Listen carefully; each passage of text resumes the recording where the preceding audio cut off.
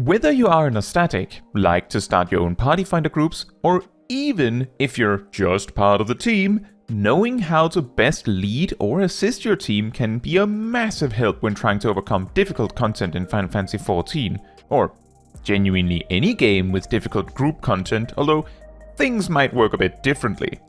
In this guide, I will go over a handful of tips, both relevant in a fight and also out of a fight, to help you make the most of your team, whether you're the raid leader, just a party member, or however you may choose to interact with Party Finder. And if you have a tip to help your fellow players in this way, do be sure to share it in the comments. Number 1. Loot. I know this is maybe a weird one to start with, but this is technically before combat even starts, and is something that most raid teams benefit greatly from agreeing on before starting. It can, for some teams, be crucially important for sticking together even. Now, this tip is a lot more helpful for static raid teams than Party Finder teams, but still, agreeing on how loot is decided beforehand can help you secure more loot for yourself, assuming your main motivation is yourself, which is understandable too. Additionally, loot discussion probably matters much less if your raid team is mainly tackling old content synced and whatnot, but it can still be worth discussing in case something does drop. Now, in a party for the current raid tier, assuming no discussion was done about loot beforehand, you can expect that the loot is distributed entirely based on roll and get lucky. For anyone new to Savage raiding, for the vast majority of time that a raid tier is current, there is a weekly lockout on the loot, and the way that works is when the boss is killed, your weekly loot is already spent, and it is now up to you to be lucky and win something. If you don't, too bad, try again next week. If you do, hey, you could win everything if you're lucky enough. For the most part, in a Party Finder environment or a static not too interested in getting in the weeds of loot distribution, a more fair way to distribute loot is the loot from left method that you may have seen here and there. Loot is rolled on with the leftmost item rolled first. If you win an item, you leave the duty so that you no longer have the option to roll on anything else. This way, if 4 items drop, the loot is at least distributed such that 4 out of the 8 players win something, rather than risking one person getting multiple drops. Due to the fact that in Party Finder or otherwise randomly put together teams, you can't assume you will ever play with those same players again, you can't really get much more creative with loot distribution than that. However, in a static, you can get more creative. For instance, if your raid team members know what items they want before you start, by looking into best in slot sets and settling on one beforehand, you can distribute loot in the most optimal way by specifically giving specific loot to the players that need the specific pieces, while also being the most impactful upgrade in the team. Or, if you don't like that, at least make sure that players only roll on loot that they are going to be using for their main role first, until everyone has the pieces they need.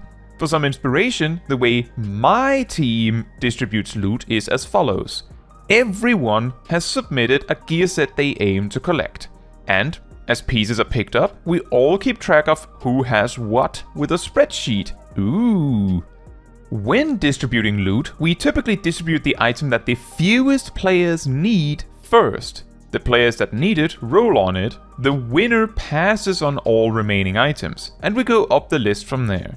This way, we make sure no player gets more than one item at a time, while also making sure everyone gets pieces they actually need. The only exception is sometimes if only one person needs something, we might give one person 2 items, so someone doesn't get punished for being unlucky several weeks in a row.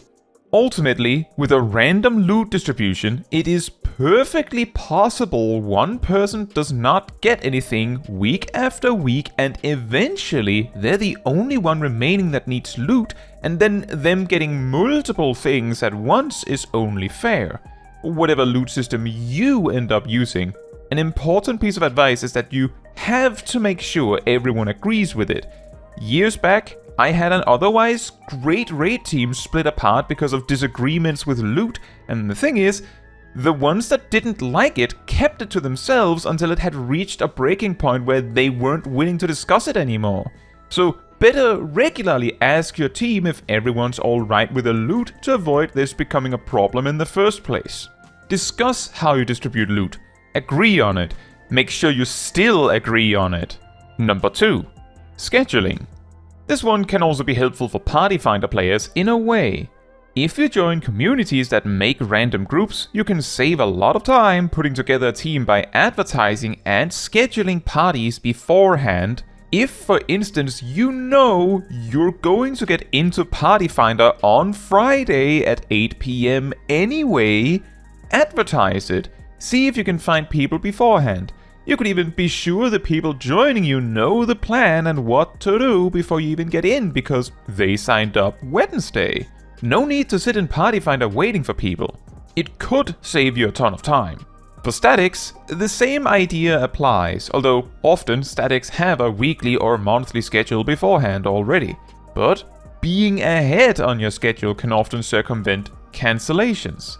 The more days a week your team raids, the less likely it is you can do much if someone has something coming up. But if you know that Alan the Astrologian has to go to family dinner on Sunday in 2 weeks, so long in advance you might actually be able to find a different day for everyone to participate, although maybe it'll be a shorter session or at a different time than usual. But if you don't try, then nothing happens and you just have to cancel. I propose my own raid team as evidence that this can work. We've raided as a static on stream every week since week 2 of the first raid tier of Dawntrail, approximately. Never skipping a week, but sometimes having shorter sessions or an unusual raid night date. We of course have the advantage of only raiding 1 day a week though, so we have a lot of room to move it around. However, the main tip here once again is to schedule in advance and discuss the schedule in a static to deal with potential problems coming up. I recognize both of these first tips are more managerial, but are also parts of leading a raid team, even if these tasks can be distributed in a team. But with the actual pre-combat stuff finally covered, we get to the combat stuff. Number 3. Strategy. When approaching a duty, making sure everyone is on the same page is crucial and surprisingly difficult on its own at times. A very common problem in Party Finder groups is people not reading the party description and then being shocked that the team's strategy differs from what they thought it would be. There's only so much you can do to avoid this problem. If they're not reading, they're not reading, and ultimately it's down to you whether you will entertain trying to figure things out anyway. However, for the rest of the players that do pay attention, the best you can do is make sure the strategy you have in mind is clearly communicated. Whether that's sharing a raid plan referring to a specific known strategy by name or whatever. Notably, in regards to misunderstanding strategies, strangely, a lot of players don't actually know what it means to do a duty blind. So if you're going to refer to doing a duty blind, it may be necessary to clarify what that means. Blind runs are often misunderstood as going in for the first time. What blind runs have meant for much longer than that means, well, imagine playing a game for the first time and not looking things up. Figuring things out on your own or with your friends or your team depending on the game. That is usually what blind means. Which means effectively that if you watched a guide or watched someone else clear the fight, you're no longer truly blind anymore. And joining a team that is, even if you zip it and don't say anything, can still spoil it since you can stand in the correct spot every time or happen to know where the markers need to be and whatnot. But back to the point. Agreeing on what strategy you will use, whether it's Hector or a specific raid plan or someone else's strategy, you just have to agree on it. And knowing everyone is on the same page is important, especially if you consulted multiple guides and strategies beforehand. Number 4. Callouts. Without voice chat, this can be just macro callouts. With voice chat, it can be a mix. Either way, raid leader or not, making callouts can be immensely helpful, especially because it can help make a mechanic that is otherwise difficult for other players much more manageable. Alternatively, it can also remove some of the burden from other players. For example, a tank calling out positions for a complicated mechanic during a time frame where the DPS are in the middle of a complex burst and the healers are focused on healing through the damage. This way, the DPS and healers can focus on their thing and simply react to what the tank announced. For particular examples of this, during Fuse Field on Brute Bomber Savage, I, as the warrior main tank, called out the entire order of fuse detonations while performing a relatively simple rotation. This frees up the healers to focus on healing up between the explosions, and the DPS can focus on making the most of their attacks. Another example, which is a bit more recent for Extreme 4, you may want to skip a bit ahead if you don't want to hear it, is that our tanks would call out the Escalon's fall swap timing, again meaning that everyone else could focus on their rotations. To expand slightly more, you don't need to have just one person doing the callouts. Sometimes, a mechanic can be confusing enough or easily messed up enough that having two players calling it, so you have a fallback if the main call is wrong or missed, can be beneficial. At other times, if a lot of things are happening at once, having multiple players responsible for making a call out so that there is a reasonably high chance at least one sees it is also a good idea. To give a particular example of this one, on Wicked Thunder, M4S, for EE1, Electrope Edge 1, where Wicked Thunder shoots lightning at cubes in the intercardinals. Which two intercardinals are safe to go to for the following mechanic depends on which two cubes get hit only once out of 3 pairwise blasts. The callout would then be either 1 and 2, 1 and 3, 2 and 4, or 3 and 4 based on our markers.